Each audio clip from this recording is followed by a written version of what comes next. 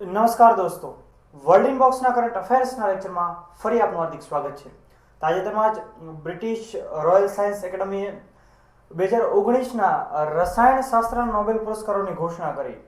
તો આ ત્રણ સાયન્ટિસ્ટો કે જેમણે લિથિયમ આયનની બેટરી અંગે સંશોધન કર્યું અને તે બદલ તેમને 2019ના રસાયણશાસ્ત્રના નોબેલ પુરસ્કારો એનાયત થશે. તો આપણે એમના વિશે માહિતી મેળવીએ. તો સાયન્ટિસ્ટોનું નામ છે John B Goodenough, M Stanley Whittingham and Akira Yoshino. હવે 1970ના દાયકાની વાત છે ત્યારે વિશ્વની અંદર ઓઇલ ક્રાઇસિસ સર્જાયેલા. શા માટે? તો કે ઇઝરાયલ અને આરબ કન્ટ્રીઓ વચ્ચે યુદ્ધ થયેલું તે માટે થઈને. હવે આ ઓઇલ ક્રાઇસિસ દરમિયાન એમ સ્ટેનલી વિટિંગમે એવું વિચાર્યું કે ભાઈ જે જીવાશ્મ બળતણ છે કે જે પેટ્રોલિયમ છે, ક્રૂડ ઓઇલ છે, એનો કોઈ વિકલ્પ ઉર્જા સ્વરૂપે આપણી પાસે હોઈ શકે અને એમાંથી તેમણે એક સુપરકન્ડક્ટરની થોડી ઘણી શોધો કરી. હવે આ સુપરકન્ડક્ટરની મદદથી જ્હોન બી ગુડઇનફે 1980 આજુબાજુ કેથોડ ડેવલપ કર્યો. હવે આ બંને શોધોના પરિણામે લિથિયમ આયનની બેટરી શોધિત થઈ. હવે આ લિથિયમ આયનની બેટરી કે જેને આપણે ઇલેક્ટ્રોનિક ડિવાઇસની અંદર ઉપયોગમાં લેતા હોઈએ છીએ, ફોનની અંદર ઉપયોગમાં લેવાતી હોય છે, ત્યારબાદ ગાડી, કાર વગેરેની અંદર અહીં તમે ઇમેજ જોઈ શકો છો. ઇન શોર્ટ કે જેવી આ લિથિયમ આયનની બેટરીનું સંશોધન થયું તેનાથી ખરા અર્થમાં એક ઉર્જાનો એવો સ્ત્રોત મળ્યો કે જેને આપણે સરળતાથી હેરવી ફેરવી શકીએ છીએ અને ઘણા બધા ડિવાઇસની અંદર એનો ઉપયોગ થતો ગયો.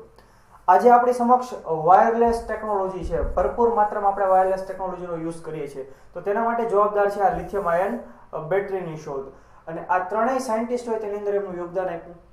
ત્યારબાદ અકીરા યોશિનો કે જેમણે વ્યાપારિક ઉદ્દેશ્યથી પહેલી વખત લિથિયમ આયનની બેટરી બનાવી હતી.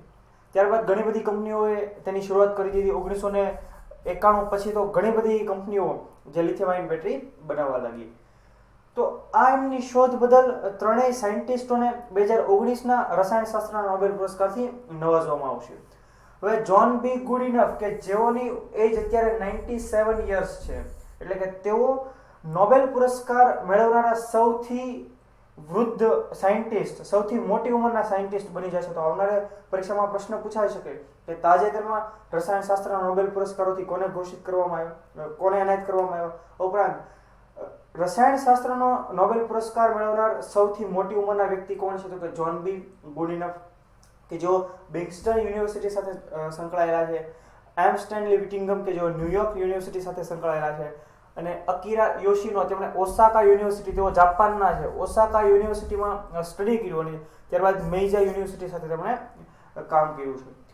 હવે આપણે નોબેલ પુરસ્કારો, રસાયણશાસ્ત્રના નોબેલ પુરસ્કારો વિશે માહિતી મેળવીએ. તો 1901 થી 2019 સુધીમાં 111 વૈજ્ઞાનિકોને રસાયણશાસ્ત્રના નોબેલ પુરસ્કાર એનાયત કરવામાં આવેલા છે. હવે સૌથી નાની ઉંમરે નોબેલ પુરસ્કાર વિજેતા સાયન્ટિસ્ટ જેનું નામ છે ફ્રેડરિક જુલિયટ કે તેમની ઉંમર માત્ર એ સમયે 35 વર્ષની હતી. જ્યારે 2 વખત નોબેલ પુરસ્કાર મેળવનાર એકમાત્ર વ્યક્તિ કે ભાઈ રસાયણશાસ્ત્રનો નોબેલ પુરસ્કાર એમને 2 વખત એનાયત થયો છે અને ઇમેજમાં જેમનો ફોટો છે તે સાયન્ટિસ્ટનું નામ છે ફ્રેડરિક સેંગર.